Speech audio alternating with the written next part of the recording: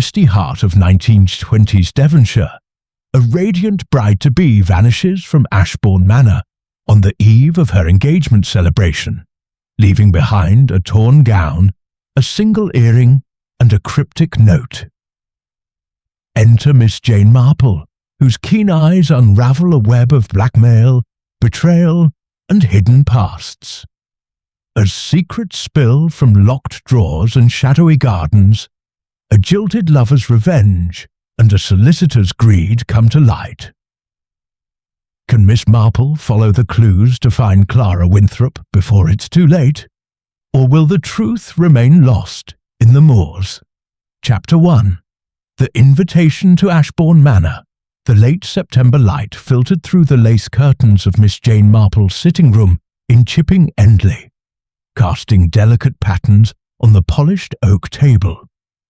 She sat in her favourite armchair, a cup of Earl Grey cooling beside her, as she unfolded a letter that had arrived with the morning post. The envelope bore the crest of Ashbourne Manor, and the handwriting within was precise, almost regal, penned in deep indigo ink. It was an invitation from Lady Eleanor Ashbourne, a name Miss Marple recognised vaguely from her nephew Raymond's tales of London's high society. The occasion was the engagement of Lady Eleanor's niece, Clara Winthrop, to Mr. Lawrence Cavendish, a gentleman of considerable means. The weekend promised a gathering of notable guests, and Lady Eleanor, with a touch of deference, had specifically requested Miss Marple's presence. Miss Marple's pale blue eyes, sharp despite her years, lingered on the letter. "Most curious," she murmured, her voice soft but tinged with curiosity. She had no personal acquaintance with Lady Eleanor, yet the invitation carried an undercurrent of urgency, as if it were more than a mere courtesy. The mention of Clara Winthrop stirred a memory. Hadn't Raymond once spoken of a young heiress entangled in some minor society scandal? Miss Marple set the letter down, her fingers tracing the edge of her saucer. Her instincts, honed by years of observing human nature in the quiet lanes of Chipping Endley, whispered that there was more to this invitation than met the eye. She resolved to accept, packing her sensible tweeds, a warm shawl, and the keen perception that had unravelled many a village mystery. Ashbourne Manor stood on a rise overlooking the windswept Devonshire moors, its grey stone walls draped in ivy that glowed russet in the autumn sun. As Miss Marple's hired car wound up the gravel drive, she noted the estate's grandeur. Tall chimneys, mullioned windows, and gardens that, while meticulously kept, seemed to hold secrets in their shadowed corners. Lady Eleanor greeted her at the entrance, a tall woman of perhaps 50, with silver-streaked hair and a smile that faltered at the edges. "Miss Marple, how kind of you to come," she said, her voice warm but strained. "I've heard of your insight into matters." Miss Marple inclined her head modestly. "I am merely an observer of people, Lady Eleanor, but I am delighted to share in your niece's happiness."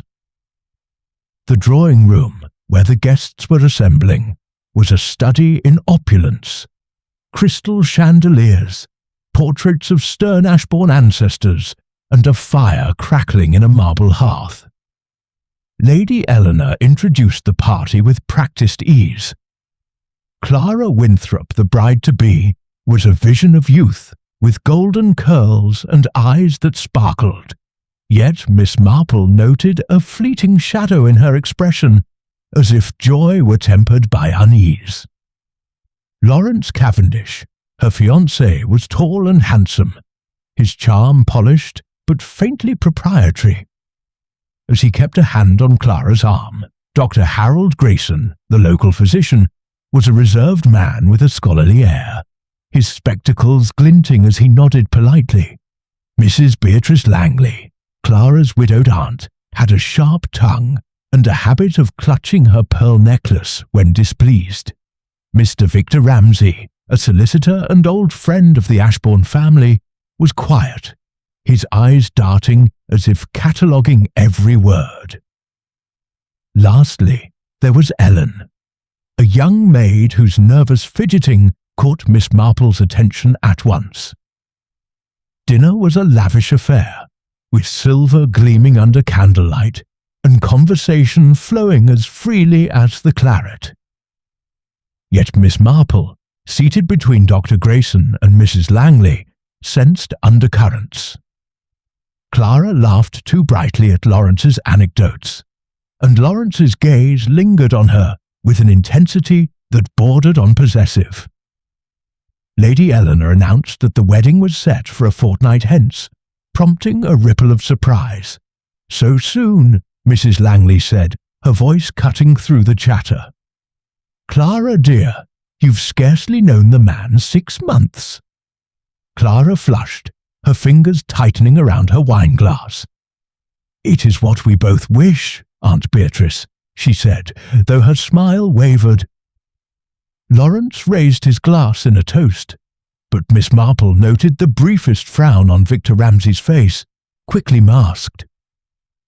As the evening drew to a close, Miss Marple retired to her room, a cosy chamber overlooking the gardens.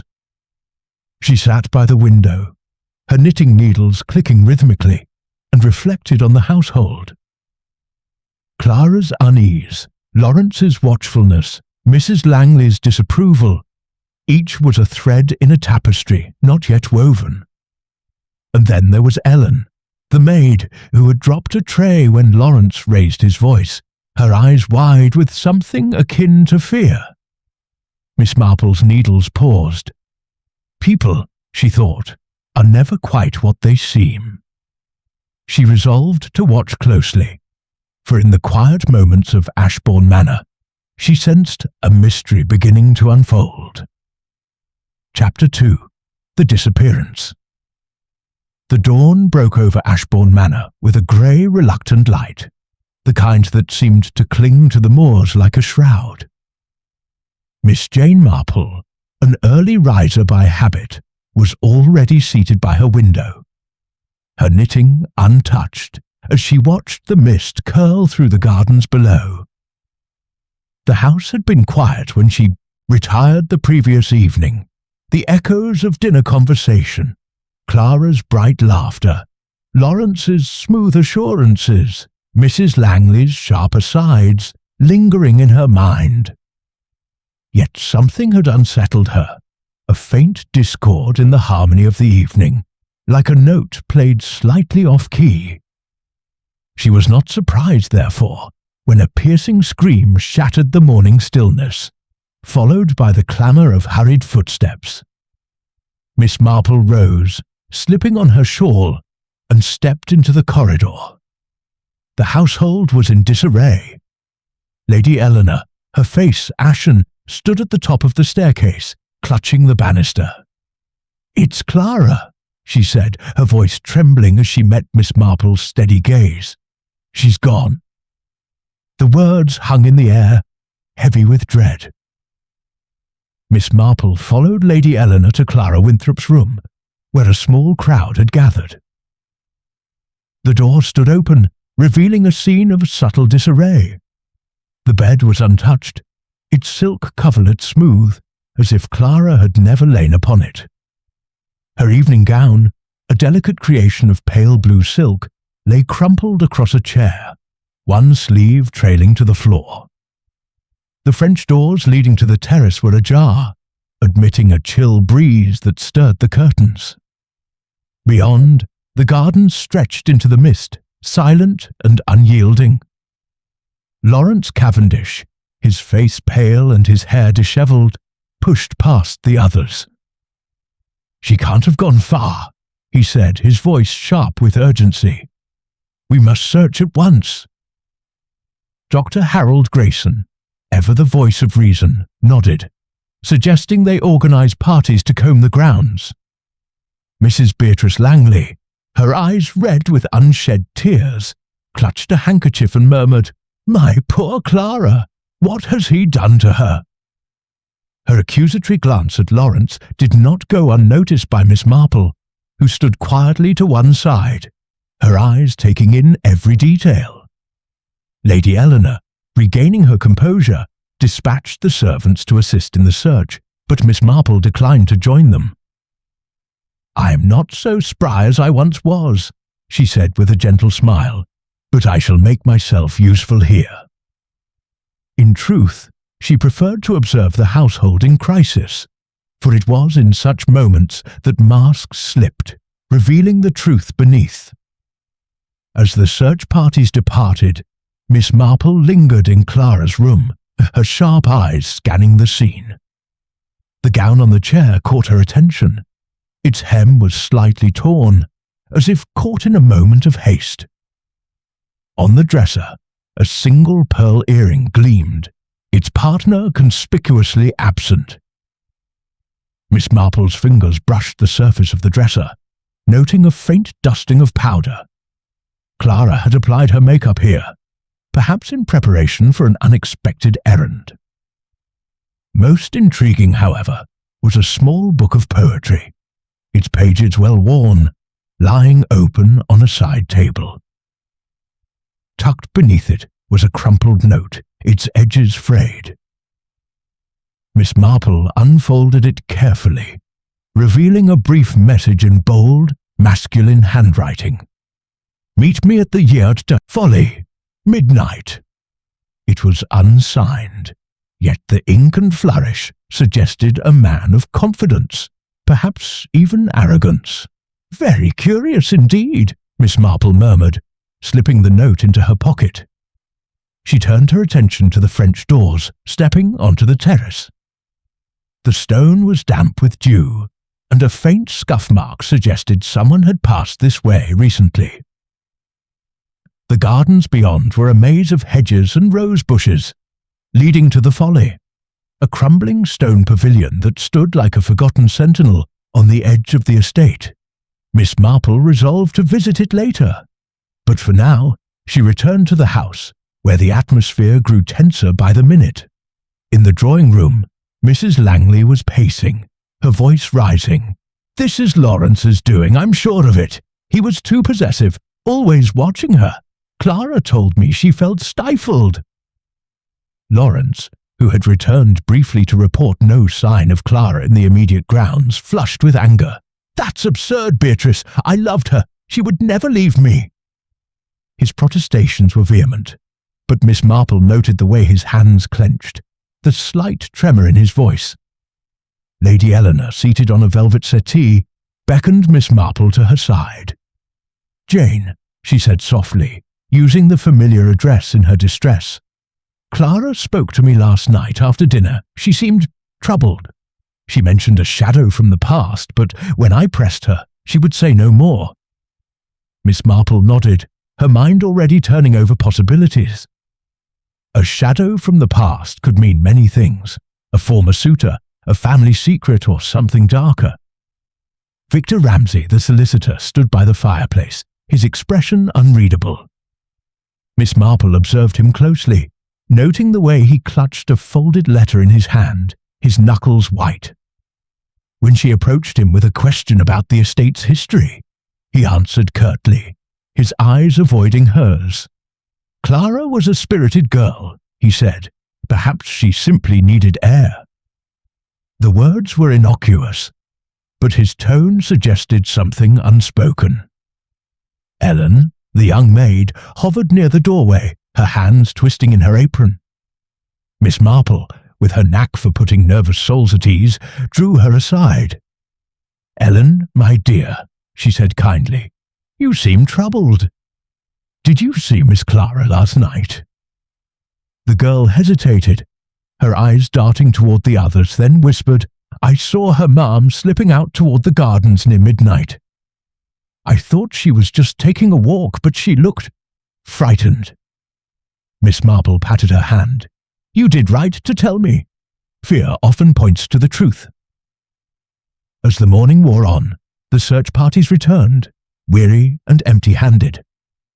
Lawrence's frustration boiled over, his voice rising as he demanded the police be called. Dr. Grayson, however, urged caution. "We mustn't alarm the village unduly," he said, his calm demeanour a contrast to Lawrence's agitation. Miss Marple, listening quietly, noted the doctor's steady hands, the way he avoided meeting Lawrence's gaze. There was something there, she thought, a connection perhaps, or a secret. A new development came at noon, when a stable boy burst into the drawing room, breathless. "A villager saw a lady like Miss Clara at the station last night, boarding the London train." The news sent a ripple through the room. Lawrence seized upon it, declaring that Clara had run off to humiliate him. Mrs. Langley wept, insisting her niece would never act so rashly. Miss Marple, however, remained sceptical. A young woman like Clara, dressed for dinner and without a cloak, would not board a train in such a state. The report felt too convenient, too neatly timed. As the household debated, Miss Marple slipped away to the library, where she found a map of the estate. The Folly, marked clearly, was a half-mile from the house, secluded yet accessible. She resolved to visit it that afternoon, accompanied by Ellen, whose honesty she trusted. For now, she returned to her knitting, her mind weaving together the threads of the morning, the torn gown, the single earring, the midnight note, and Ellen's fearful confession. Clara Winthrop had not vanished on a whim, Miss Marple was certain. Someone in this house knew more than they were telling, and she intended to find out who. Chapter 3. The Folly and the Footprint. The mist had thickened over the Devonshire moors by mid-morning, cloaking Ashbourne Manor's gardens in a veil of grey that seemed to muffle sound and to sharpen suspicion. Miss Jane Marple, clad in her sensible tweed coat and a sturdy hat, made her way toward the Folly, accompanied by Ellen, the young maid whose anxious confession had piqued her interest. The path wound through manicured hedges and past rose beds heavy with dew, the air carrying the faint scent of damp earth and fading blooms. Miss Marple walked slowly, her eyes scanning the ground, her mind sifting through the morning's revelations. Clara's untouched bed, the cryptic note, and the villager's dubious report of a train to London. Ellen, clutching her shawl, glanced nervously at the older woman. "It's a lonely place, ma'am, the Folly," she said, her voice barely above a whisper. "Miss Clara used to go there to read, but she'd been avoiding it lately. Said it gave her the shivers." Miss Marple nodded, her expression serene but her mind alert. "Places often hold memories, Ellen, and memories can make us uneasy." "Did Miss Clara say why she felt so?" The maid hesitated, then shook her head. "Only that she felt watched, ma'am. I thought it was just nerves, with the wedding so close." They reached the Folly, a circular stone structure half reclaimed by ivy, its arched windows gazing blankly over the moors. The ground around it was soft from recent rain, and Miss Marple's sharp eyes caught a distinct impression in the mud. A single footprint, large and deeply pressed, unmistakably that of a man's boot. She knelt, careful not to disturb it, and examined the mark closely. The tread was worn, the edges sharp, suggesting a heavy step taken in haste. "Interesting," she murmured, straightening up. "Ellen, did you see anyone else near the Folly last night?" Ellen's face paled. "No, ma'am, only Miss Clara, heading this way just before midnight. I was in the scullery, and I saw her from the window. I didn't dare follow." Her voice trembled, and Miss Marple patted her arm gently. "You've done well to tell me, my dear. Secrets kept out of fear only grow heavier." They searched the Folly itself, finding little but cobwebs and a cracked stone bench. Yet Miss Marple noted a faint disturbance in the ivy near the entrance, as if someone had brushed past in a hurry. A single thread of blue silk, matching Clara's gown, clung to a thorn. She tucked it into her pocket alongside the midnight note, her mind turning over possibilities. The footprint was too large for Lawrence Cavendish, whose polished shoes she had discreetly observed at breakfast. Dr. Grayson, however, was a taller man, and Victor Ramsay, though slight, had a purposeful stride that might leave such a mark. Back at the manor, the atmosphere was taut with worry and accusation.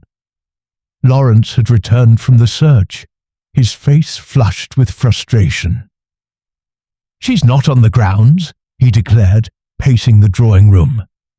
"That villager's story about the train must be true. She's run off to London to spite me." His voice carried a note of wounded pride, but Miss Marple, seated quietly with her knitting, noted the way his eyes flicked toward Dr. Grayson, who stood by the window, his expression unreadable. Mrs. Beatrice Langley, her face drawn, snapped, "Don't be absurd, Lawrence. Clara would never leave without a word. If anyone drove her away, it was you and your overbearing ways." Her accusation hung in the air, and Lawrence's jaw tightened, though he said nothing. Lady Eleanor, attempting to restore calm, turned to Dr. Grayson. "Harold, you saw Clara recently. Did she seem distressed?" The physician adjusted his spectacles, his hesitation brief but noticeable. "She complained of sleeplessness," he said carefully. "She mentioned feeling observed, as if someone were watching her. I prescribed a mild sedative, but she seemed reluctant to take it." Miss Marple's needles clicked rhythmically, her mind cataloguing the doctor's words. Sleeplessness and a sense of being watched suggested more than bridal nerves. She recalled Ellen's similar observation and the note's cryptic summons to the folly. "Dr. Grayson," she said mildly, "did Clara mention anyone specific who might have caused her unease?"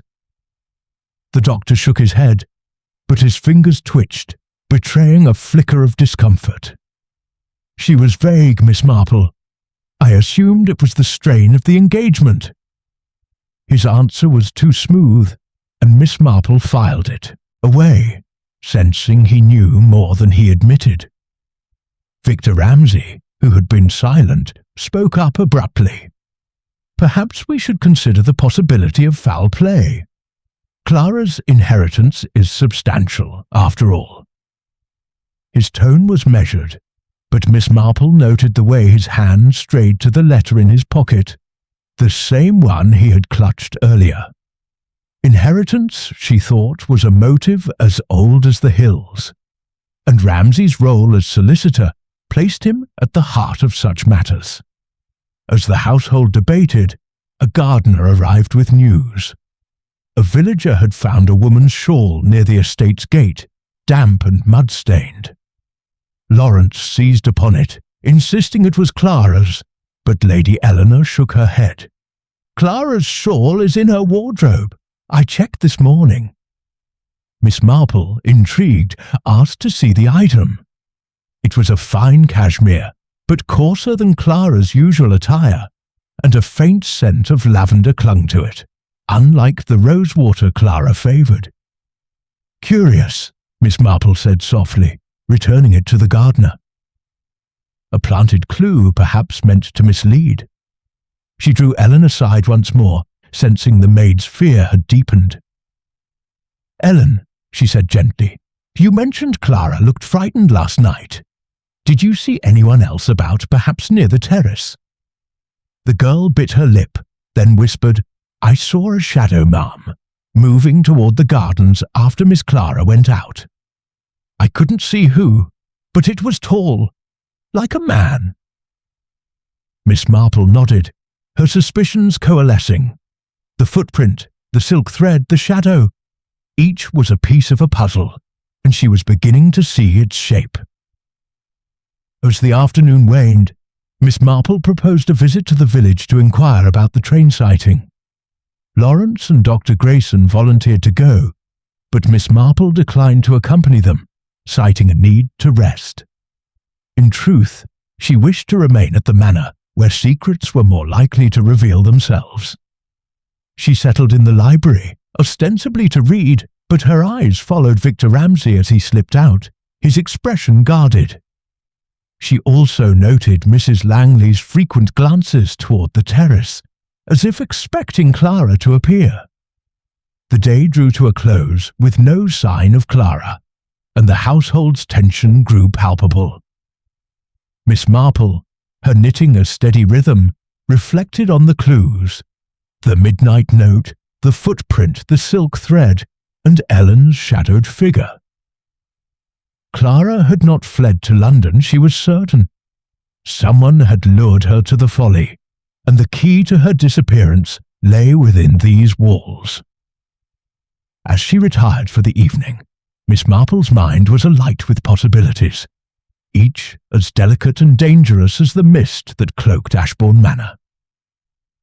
Chapter 4. The Solicitor's Secret.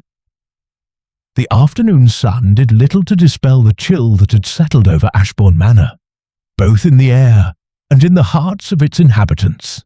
Miss Jane Marple sat in the library, her knitting needles clicking softly as she observed the comings and goings of the household.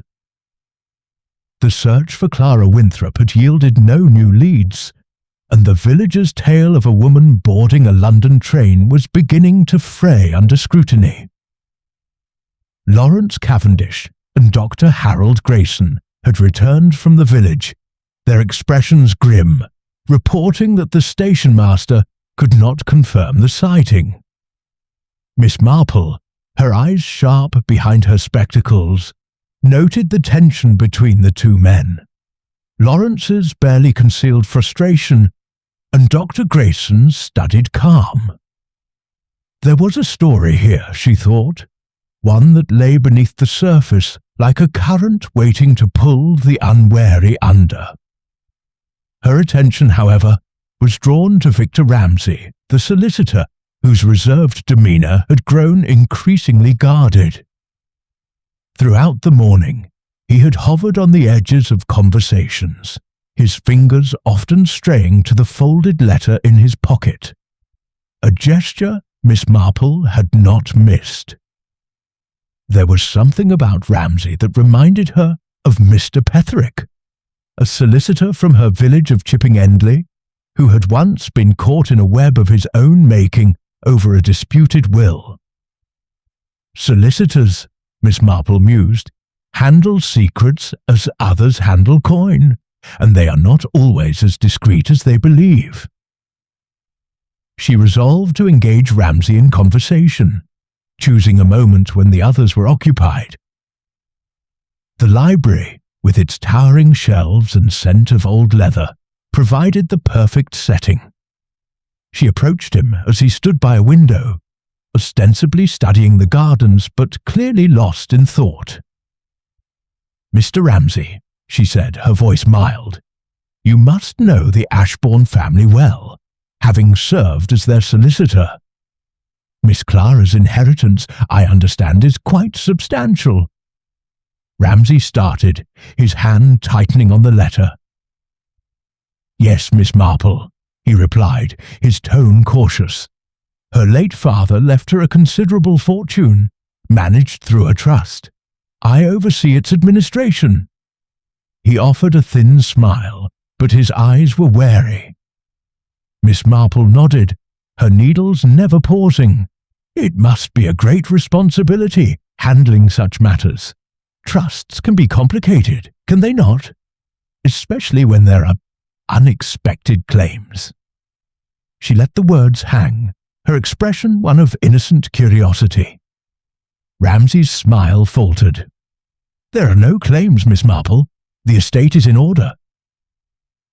But his voice betrayed a flicker of unease, and Miss Marple, with the patience of one accustomed to unravelling village gossip, pressed no further.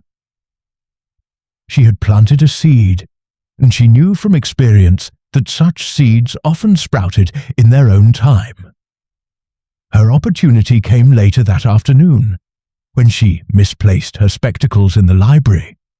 a ruse that allowed her to linger while the others gathered in the drawing room.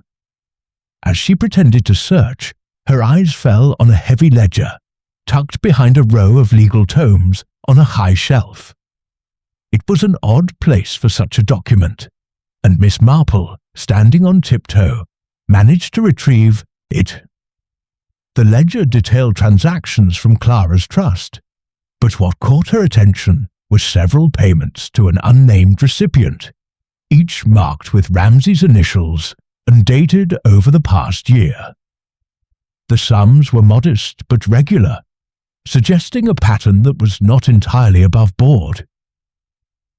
That evening, as the household dined on a subdued meal of cold meats and salad, Miss Marple steered the conversation toward Clara's past. "Lady Eleanor," she said, her tone conversational, "Clara must have had many suitors before Mr. Cavendish. A young lady of her charm and fortune would naturally attract attention." Lady Eleanor, her face strained, nodded. "Indeed, Miss Marple. Clara was always admired, though she kept her own counsel. Her father's death left her cautious, perhaps overly so." She glanced at Lawrence, who was cutting his meat with unnecessary force. Mrs. Beatrice Langley, never one to miss an opportunity, leaned forward. "Clara was too trusting, if you ask me. She confided in me only last week that she'd found something troubling in Lawrence's study. Letters, I believe, from another woman." Her voice dripped with accusation, and Lawrence's fork clattered against his plate. "That's nonsense, Beatrice," he snapped, his face reddening. "Clara misunderstood. Those were old letters from years ago, nothing more." But his protest lacked conviction, and Miss Marple noted the way Dr. Grayson's eyes narrowed, as if he too had heard of these letters. After dinner, Miss Marple sought out Ramsay once more, this time in the conservatory, where he stood examining a potted fern with undue interest. "Mr. Ramsay," she began, her voice soft but firm, "I couldn't help but notice your concern for Clara's welfare. Those payments from her trust, were they truly for debts, as you suggested to Lady Eleanor, or was there another purpose?" Ramsay's face paled, and for a moment he seemed on the verge of denial. Then, with a sigh, he sank onto a wicker chair. "You're perceptive, Miss Marple," he said quietly. "Clara's father did leave debts, but they were settled years ago. The payments, they were to protect her reputation. Someone knew of a scandal, nothing ruinous, but enough to embarrass her before the wedding. I paid to keep it quiet, but I swear I told Clara nothing of it." Miss Marple's eyes twinkled, though her expression remained grave. "And this someone, did they approach Clara directly?" Ramsay hesitated, then nodded. "She received a letter, threatening to expose the matter unless she broke off her engagement. I advised her to ignore it, but she was frightened." Miss Marple folded her hands, her mind racing. Blackmail was a familiar motive, one she had encountered in the quiet lanes of Chipping Endley, where secrets were currency among the discontented. Ramsay's confession explained much, but not all. Who was the blackmailer, and what did they know, and how did this connect to the footprint at the Folly and the note summoning Clara to a midnight meeting? As the evening drew to a close, Miss Marple retired to her room, her knitting a pretext for thought. The ledger, the letters in Lawrence's study, Ellen's shadowed figure. These were threads in a tapestry that was beginning to take shape. Ramsay's payments suggested a hidden player, someone with knowledge of Clara's past and a motive to exploit it. Lawrence's letters hinted at a history he wished to conceal, and Dr. Grayson's reticence suggested he, too, held a piece of the puzzle. Miss Marple's needles clicked steadily, each stitch a step closer to the truth. Clara Winthrop had not vanished on a whim, nor had she fled to London. She was somewhere closer, Miss Marple felt certain, and the key to finding her lay in the secrets of those around her. Chapter 5. The Letters and the Locket. The third day at Ashbourne Manor dawned with a heaviness that matched the low clouds pressing against the Devonshire moors. Miss Jane Marple, ever an early riser, sat by her window, her knitting untouched as she pondered the threads of the mystery. The cryptic note, the solitary footprint, the torn silk, and Victor Ramsay's reluctant confession of blackmail. Each clue was a piece of a delicate mosaic, and Miss Marple, with her knack for seeing patterns where others saw only chaos, felt the picture beginning to emerge. Clara Winthrop's disappearance was no impulsive flight, but a carefully orchestrated act, and the key lay within the manor's walls. The household was subdued at breakfast, the clink of porcelain and the murmur of strained pleasantries filling the dining room. Lawrence Cavendish, his eyes shadowed from sleeplessness, pushed his food about his plate, while Mrs. Beatrice Langley's sharp glances darted between him and Dr. Harold Grayson. Lady Eleanor, pale but composed, maintained a fragile civility, though her hands trembled as she poured tea. Victor Ramsay, seated at the far end, avoided conversation, his fingers once again straying to the letter in his pocket. Miss Marple, sipping her tea, observed them all, her mind cataloguing every gesture, every unspoken word. Her thoughts returned to Mrs. Langley's accusation the previous evening, that Clara had found letters in Lawrence's study, hinting at a hidden past. Such a discovery, Miss Marple knew, could unsettle a young woman on the brink of marriage. She resolved to investigate, and after breakfast she approached Lady Eleanor with a request. "Might I see Mr. Cavendish's study?" she asked, her tone mild. "I find that a change of scenery often clears the mind, and I've always been fond of books." Lady Eleanor, though surprised, agreed readily. "Of course, Miss Marple. Lawrence rarely uses it, but it's open to guests." She led the way to a small oak-panelled room off the main hall, its shelves lined with leather-bound volumes and its desk cluttered with papers. Miss Marple, with a weak show of absent-mindedness, lingered by the desk, her fingers brushing a locked drawer. "Oh dear," she said, patting her pockets, "I seem to have lost my hairpin." Lady Eleanor, distracted by a servant's summons, left her alone, and Miss Marple, with a dexterity born of years navigating village intrigues, produced a hairpin from her sleeve. The lock yielded easily, a trick she had learned from a housemaid in Chipping Endley who had once been accused of pilfering. Inside the drawer she found a bundle of letters tied with a faded ribbon, alongside a small velvet box containing a silver locket. The letters, written in a flowing feminine hand, were signed Sylvia, and spoke of a love abruptly ended, with phrases like, "You promised me forever," and "How could you cast me aside?" The locket held a miniature portrait of a dark-haired woman whose features bore a striking resemblance to Clara Winthrop, though her expression was sharper, more resolute. Miss Marple's eyes narrowed. Sylvia, whoever she was no mere acquaintance, a jilted lover perhaps, or a rival.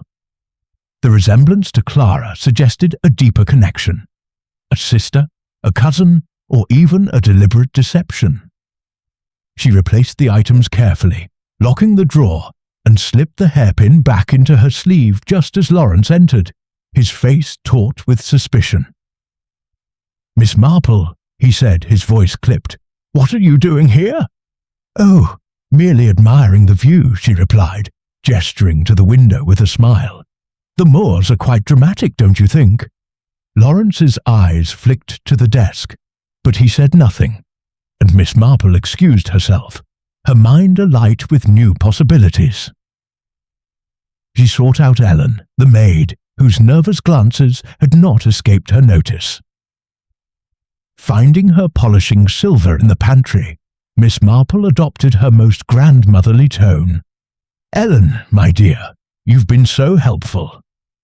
Did Miss Clara ever mention a woman named Sylvia? Perhaps someone who visited the manor recently?"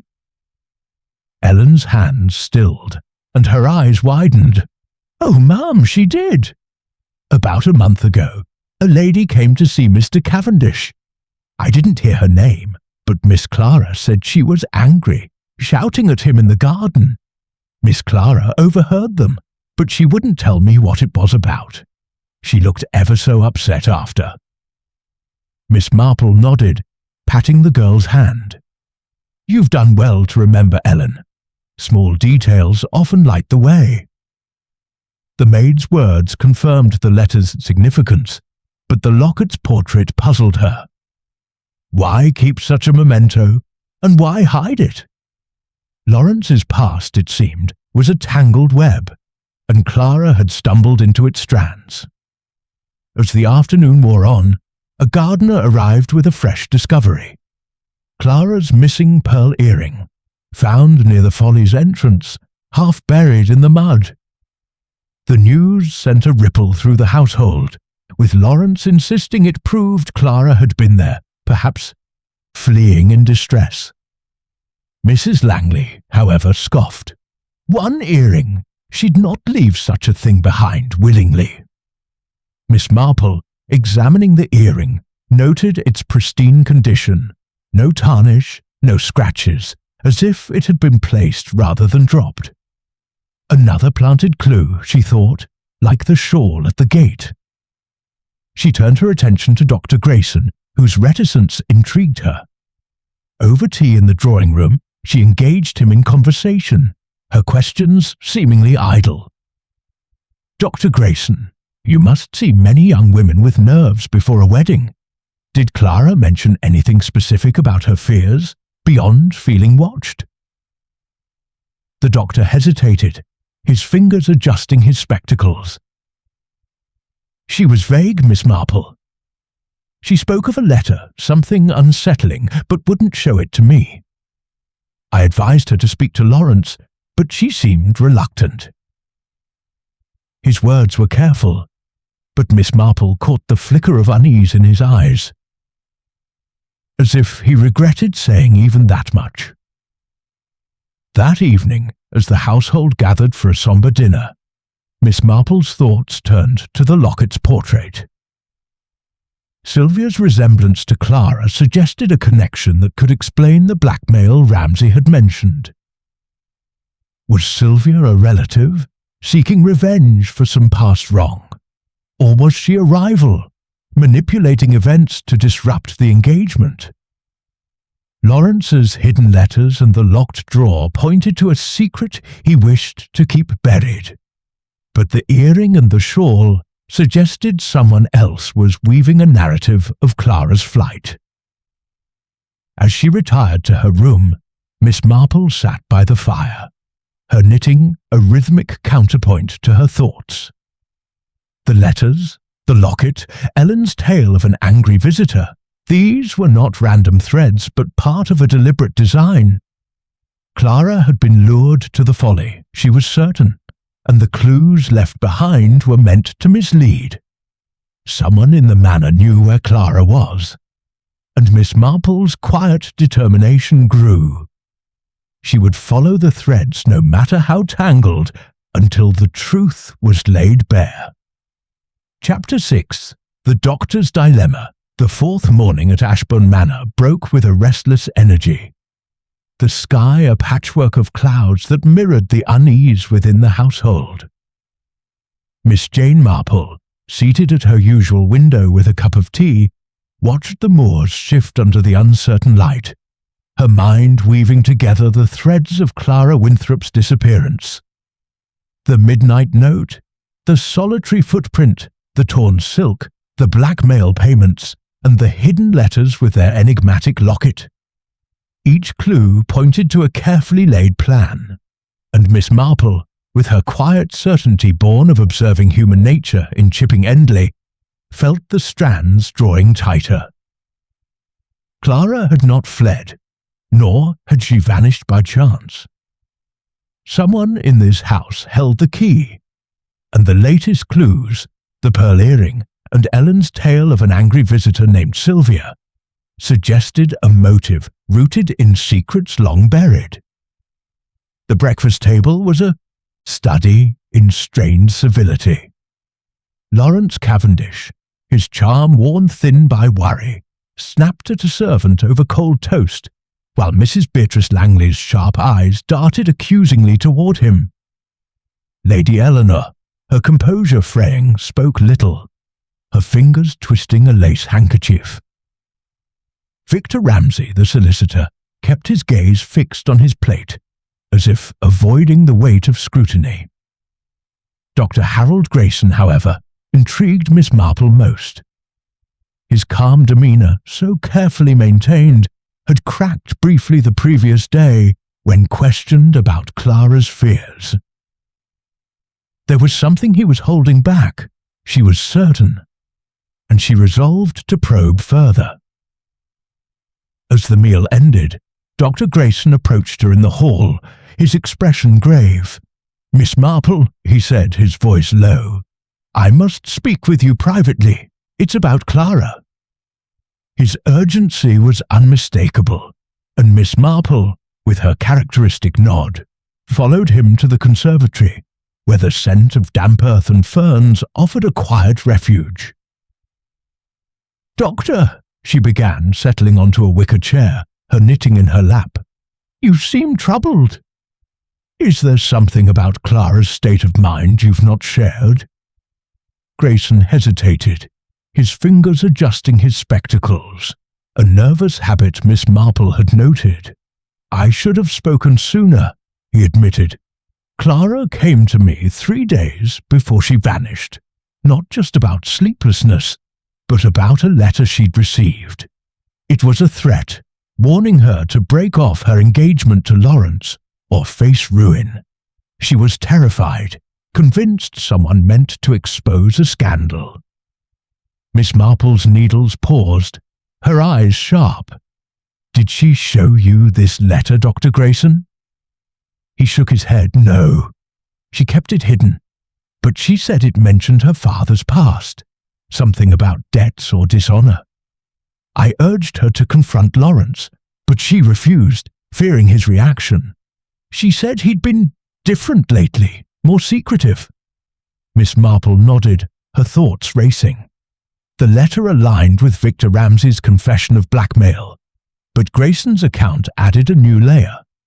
A threat tied to Clara's father suggested a deeper motive, one that might involve the entire household. "And did you see her the night she disappeared?" she asked, her tone deceptively mild. Grayson's face tightened. "I did," he said, his voice barely audible. "She asked me to meet her at the Folly at midnight to discuss the letter. I went, but when I arrived, she wasn't there. Only that footprint in the mud and the darkness." He paused, his eyes meeting hers. "I swear, Miss Marple, I meant only to help her." Miss Marple's gaze held his, searching for truth. The footprint at the Folly, large, masculine, and deeply pressed, matched Grayson's boots, which she had discreetly observed in the hall. His confession explained his presence, but not why Clara had failed to appear. Had he arrived too late, or was he concealing a greater role? "You've been most forthcoming, Doctor," she said gently. "Such meetings often reveal more than intended." As Grayson left, clearly unsettled, Miss Marple turned her attention to the household's dynamics. Lawrence's secretive letters from Sylvia, the woman whose portrait so resembled Clara, suggested a past entanglement that could fuel jealousy or revenge.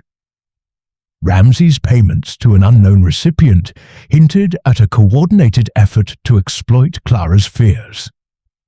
And now Grayson's admission placed him at the scene of the disappearance, his story plausible but incomplete.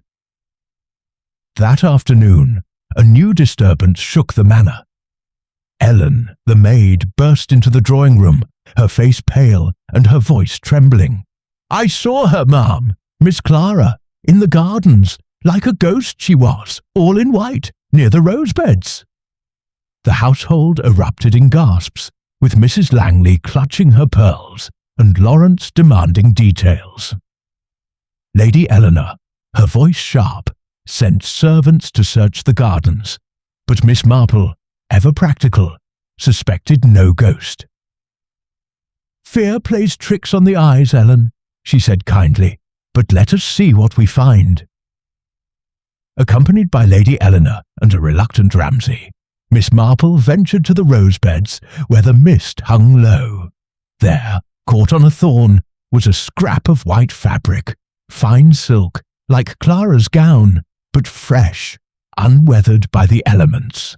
Miss Marple examined it closely, noting a faint stain of earth, as if it had been deliberately placed. "Curious," she murmured, tucking the scrap into her pocket alongside the thread from the folly. A ghost did not leave fabric behind, nor did it tread so carefully as to avoid detection. Back in the manor, Lawrence seized on Ellen's story, insisting Clara was alive and hiding to torment him. "She's playing a game, I tell you," he said, his voice rising. Mrs. Langley scoffed, accusing him of driving Clara to desperation. Miss Marple, observing silently, noted Ramsay's unease and Grayson's sudden stillness. The fabric, like the earring and the shawl, felt staged, a trail of breadcrumbs meant to mislead. She drew Ellen aside once more, sensing the girl's fear held more clues. "Ellen," she said softly, "you're certain it was Miss Clara you saw, not someone dressed to look like her?"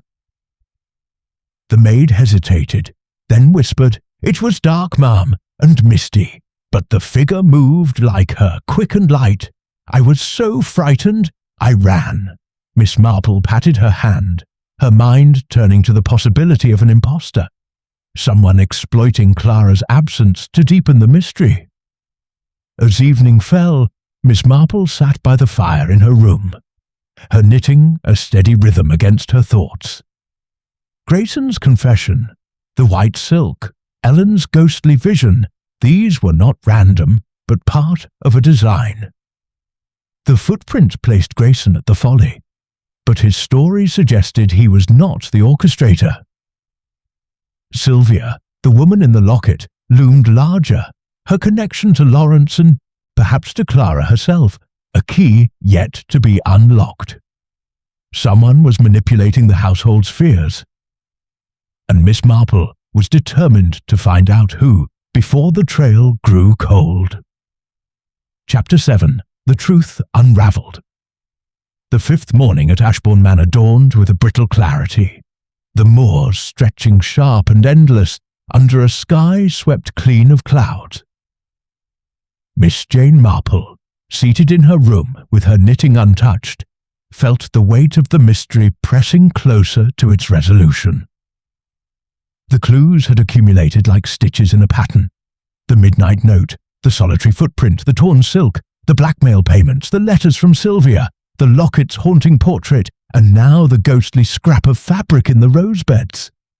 Each pointed to a deliberate scheme, and Miss Marple, with her quiet certainty honed by years of unravelling village secrets, knew the time had come to lay the threads bare.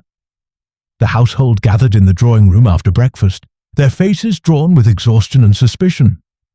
Lawrence Cavendish's charm had eroded into a sullen defensiveness, his eyes darting as if expecting accusation.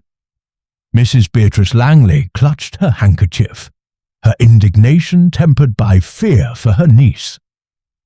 Lady Eleanor, her composure of fragile mask, sat rigidly, while Dr. Harold Grayson's studied calm seemed to falter under the weight of scrutiny. Victor Ramsay, the solicitor, stood by the fireplace, his hand no longer straying to the letter in his pocket, as if he sensed the game was nearing its end. Ellen, the maid, hovered near the door, her nervous glances meeting Miss Marple's with a plea for resolution. Miss Marple rose, her slight figure commanding the room with a quiet authority. "Lady Eleanor, if I may," she began, her voice gentle but firm, "I believe it is time we address the matter of Miss Clara's disappearance. She did not vanish of her own accord, nor did she flee to London. She was taken by someone who knew her fears and used them to weave a deception." A murmur rippled through the room, and Lawrence's face flushed. "That's preposterous," he exclaimed. "Clara left me. She must have. The earring, the shawl." Miss Marple raised a hand, silencing him. "The earring, the shawl, the scrap of silk, these were placed to mislead us, Mr. Cavendish. But let us begin with you." Her eyes, sharp behind her spectacles, fixed on him. "Your letters from Sylvia, hidden in your study, reveal a past you wish to conceal. A broken engagement, perhaps, that left bitterness in its wake. Clara found those letters and feared betrayal, did she not?" Lawrence's jaw tightened, but he nodded. "They were old, from years ago. Sylvia was nothing to me now. Clara misunderstood." Miss Marple's needles clicked softly, a counterpoint to her words. "Perhaps, but misunderstanding can be a powerful weapon. Clara's fears were not random. They were fed by a threatening letter, warning of scandal tied to her father's past." She turned to Dr. Grayson, whose hands clenched at his sides. "Doctor, you met Clara at the Folly that night, as you admitted. The footprint was yours, was it not? You claimed you found her gone, but I suspect you played a part in stoking her fears." Grayson's face paled. "I only meant to help her," he stammered. "She asked me to meet her, to discuss the letter. I thought to reassure her, but when I arrived, she wasn't there. I swear it." Miss Marple's gaze softened, but her voice remained steady. "Your intentions may have been honest, Doctor, but your presence at the Folly was no accident. The letter you mentioned, threatening ruin, was designed to frighten Clara into breaking her engagement. And that brings us to the heart of the matter." She turned to Victor Ramsay, whose guarded expression had crumbled into one of resignation. "Mr. Ramsay, your payments from Clara's trust were not for debts, as you claimed, but to a woman named Sylvia, your sister, I believe, jilted by Mr. Cavendish years ago." The room fell silent, all eyes on Ramsay. He sank into a chair, his voice low. "You're right, Miss Marple. Sylvia is my sister. When Lawrence abandoned her, she was devastated, left with nothing. I used Clara's trust to support her, thinking it harmless. But Sylvia grew bitter. When she learned of Clara's engagement, she came here, demanding Lawrence face her. Clara overheard their argument and began to suspect his past." Miss Marple nodded, her knitting still. "And so Sylvia, with your help, devised a plan. The threatening letter was her doing, meant to drive Clara to despair. The midnight note, luring her to the Folly, was yours, Mr. Ramsay, written to ensure she was alone and vulnerable. You took her, didn't you? Hid her somewhere on the estate, hoping to force her to relinquish her fortune to settle the imagined scandal." Ramsay's shoulders slumped. "It was Sylvia's idea," he confessed. "We hid Clara in a cottage on the far edge of the estate. We only meant to scare her, to make her sign over part of her inheritance to Sylvia as recompense. We never meant harm." Lady Eleanor gasped, her hand to her mouth. "Clara, is she safe?" Miss Marple's eyes twinkled with quiet triumph. "I believe she is, Lady Eleanor. The scrap of silk, the earring, these were Sylvia's touches, meant to suggest Clara was still about, perhaps lost or wandering. But the fabric was too fresh, the earring too pristine. Sylvia played the ghost in the gardens, didn't she, Mr. Ramsay, to keep us guessing?" Ramsay nodded, his voice barely audible. She thought it would confuse the search. Miss Marple turned to the others. Dr. Grayson, your role was smaller, but not blameless. You knew of the letter and suspected its source, yet you kept silent, hoping to protect Clara in your own way. And Mr. Cavendish, your secrecy about Sylvia gave her the leverage she needed. Clara's fears were real, but they were manipulated by those who knew her best. She paused, addressing Lady Eleanor. I suggest we send for the police, and Mr. Ramsay will lead us to the cottage where Clara is held. Sylvia, I suspect, is there as well, guarding her. The room erupted in a flurry of action. Lawrence, shamefaced, offered to join the search, while Mrs. Langley wept with relief. Dr. Grayson, chastened, murmured an apology, and Lady Eleanor, regaining her strength, took charge. Within the hour, Ramsay led a small party to a secluded cottage hidden in a copse of trees. There, Clara was found, pale but unharmed, locked in a small room. Sylvia, a dark-haired woman whose resemblance to Clara was striking, stood defiant until the police arrived, her anger giving way to resignation. As Clara was reunited with Lady Eleanor, Miss Marple stood back, her work done. The threads of greed, betrayal, and revenge had been unravelled, revealing a plot as old as human nature itself. She gathered her knitting, her eyes thoughtful, already turning to the journey home. Chapter 8. The Return. The evening of Clara Winthrop's rescue cast a soft glow over Ashbourne Manor, as if the moors themselves exhaled a sigh of relief. The police had departed with Victor Ramsay and his sister Sylvia in custody, their scheme of blackmail and deception laid bare by Miss Jane Marple's quiet persistence. The manor, so recently a stage for suspicion and fear, now hummed with the tentative warmth of resolution. Clara, though pale and shaken, sat in the drawing-room, wrapped in a shawl, her hands clasped tightly in Lady Eleanor's. The household, save for Lawrence Cavendish, gathered around her, their voices a murmur of concern and gratitude. Miss Marple, seated in her usual corner with her knitting, observed the scene with a gentle satisfaction. Clara's return was a triumph, but the undercurrents of the past days lingered. Lawrence, his face a mask of shame, had retreated to his room, his role in the affair, though not criminal, tainted by the secrecy that had fueled Sylvia's plot. Mrs. Beatrice Langley, her sharp tongue softened by relief, hovered near Clara, offering tea and reassurances. Dr. Harold Grayson, chastened by his own reticence, spoke quietly with Lady Eleanor, promising to assist Clara in her recovery. The air, though lighter, carried the weight of truths uncovered, and Miss Marple knew the manor would not soon forget its ordeal. Clara, her voice steady despite her ordeal, spoke at last. I was so frightened, she said, her eyes meeting Miss Marple's. Sylvia told me my father's name would be ruined, that Lawrence had betrayed me as he had her. I didn't know who to trust. She paused, her fingers tightening on the shawl. But you, Miss Marple, you saw through it all. Miss Marple's needles clicked softly, her smile modest. My dear, I only observed what was there to see. People, you know, are much the same wherever one goes. Their motives, greed, love, fear, leave traces, like footprints in a garden.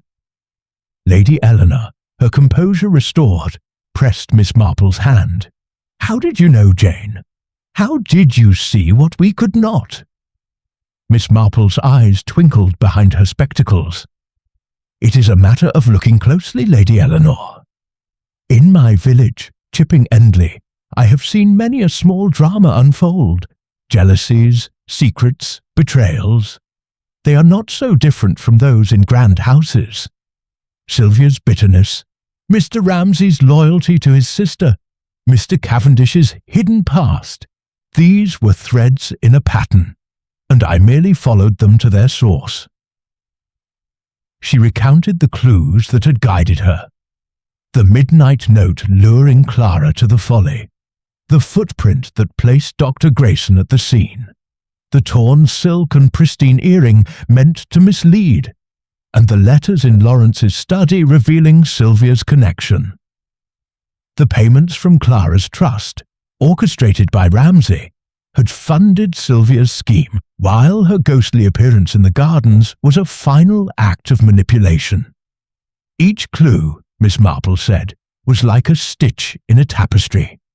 Alone, it meant little, but together, it told a story.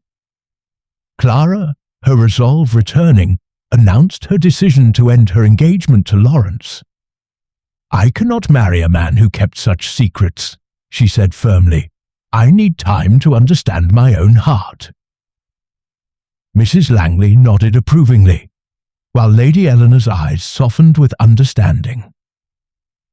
Dr. Grayson, perhaps seeing an opportunity to atone, offered to ensure Clara's health was monitored, a gesture she accepted with a grateful smile. As the evening drew to a close, Miss Marple prepared for her departure. Her small suitcase was packed, her sensible tweeds ready for the journey back to Chipping Endley. Lady Eleanor insisted on arranging a car to the station, her gratitude evident. "You've saved us, Miss Marple," she said, "not just Clara, but the peace of this house." Miss Marple demurred, her knitting tucked under her arm. "I only helped the truth find its way, Lady Eleanor. It has a habit of doing so, given time." At the station, as she boarded the train, the moors stretched out under the fading light, their secrets now quiet.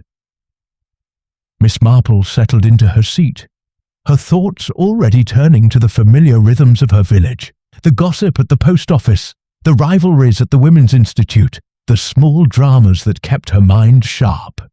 Clara's ordeal had been a reminder of how fragile trust could be, and how potent the motives that lurked beneath polished surfaces. As the train pulled away, Miss Marple opened her knitting bag, her fingers finding the familiar rhythm of her needles.